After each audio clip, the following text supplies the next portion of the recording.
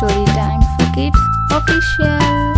ఓ చిన్న బొమ్మల ఊర్లో వాహనాలన్నీ మాట్లాడేవి. కానీ ఒకరోజు వారందరి మధ్య ఓ పెద్ద తలుపు లేని పోటీ మొదలైందంట. అదేంటో చూడాలంటే కథ పూర్తిగా విందాం.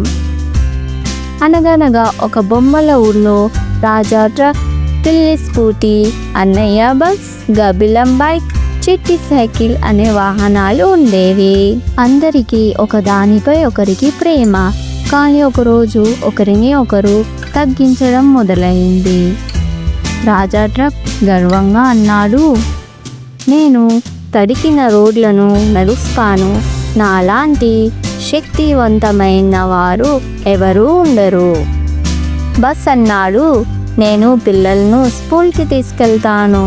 నేను లేకపోతే చదువు కూడా లేదు. స్కూటీ చిరాకుగా అన్నది, నేను అయితే ట్రాఫిక్ జామ్లోనూ జంప్ చేస్తాను. నా స్పీడే వేరే.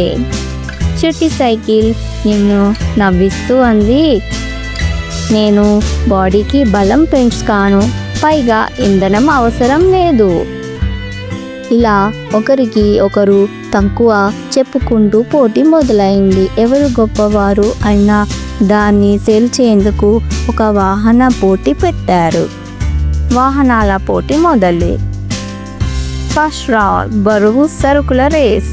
రాజా ట్రక్ ముందుగా గెలిచాడు. రౌండ్ 2 టెంపో టౌన్లో ట్రాఫిక్లో తిరగడం. స్కూటీ ఆగకుండా తిప్పింది. రౌండ్ 3 ఎవరు ఎక్కువ మందిని తీసుకెళ్ళగలరు అని. బస్ ముందుగా ఉండిపోయింది.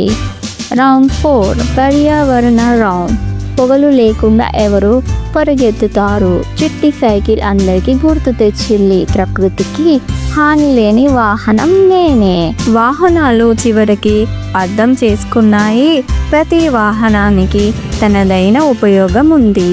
ఎవరు తక్కువ కాదు. అందరూ కలిసినప్పుడు మనుషులకు ప్రయోజనం జరుగుతుంది అని. వాహనాలన్నీ స్నేహితులుగా మారాయి.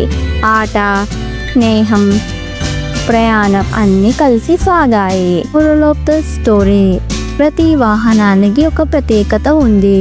గౌరవం, సహకారం, ఇదే విజయ రహస్యం. పిల్లలు, మీరు ఎలాంటి వాహనం వాడినా జాగ్రత్తగా, ప్రేమగా వాడాలి. వావ్, వాహనాల స్టోరీ ఎంత బాగుంది.